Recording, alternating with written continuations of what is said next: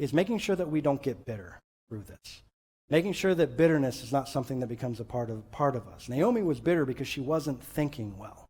We've got to be sure that we are thinking well through this, because bitterness can destroy us. Hebrews chapter 12, verse 10 says, "See to it that no one comes short of the grace of God, that no root of bitterness spring up, causing trouble, and by it many be defiled." As we all know what weeds are like in our yards, right? So if a weed sprouts up in our yard, if we just go through and cut the top of it off, what happens? It'll continue to grow, right? And it'll spread, and it can spread into our neighbor's yard, and they get mad of us, and they call the HOA, and all that kind of stuff happens, right? And then we have to deal with this. So how do we deal with the weed? We get it out at the root, and we pull it out, right? That's what we do, so that it will not grow back. Guys, the same thing is going to be true with bitterness in our hearts. When we have bitterness in our hearts, especially towards God, it will continue to grow. It will impact us negatively. It will impact our families and the world around us as well. It will impact so many people. If we have any hope at all to show the next generation or those people in our lives that they can trust God at difficult times, we have to make sure that we reject that bitterness. Now, another lesson that we can learn in this situation is this. Let me illustrate it for you like this. Let's say that we decide we're going to set this garbage can on fire. Right? And so it's burning, and it's smoldering, and it's melting, and it's doing all that, right?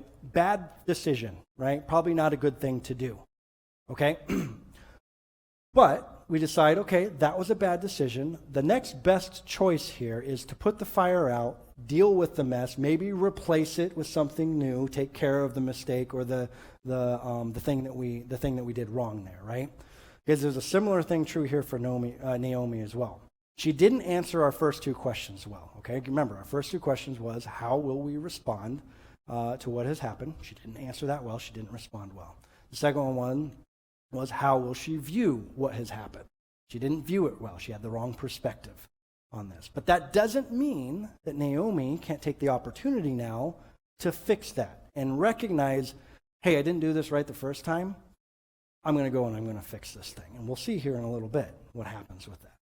Okay? Guys, the same thing is going to be true with us. Every one of us has stuff where on the first chance, we may not have handled it very well, and maybe even on the second one, we didn't handle it well. But we have an opportunity to be able to go, I didn't do this right the first time, so I'm going to go back and I'm going to fix this. I'm going to put this fire out, all right, and then I'm going to go in the right direction after that. It takes some humility to do that. But we've got to be able to do that for others, and especially, as I said, for the next generation, so that we can be able to look at them and say, you know what, I've been there, I've done that, don't you mess up too, right? We're able to teach them from our past mistakes.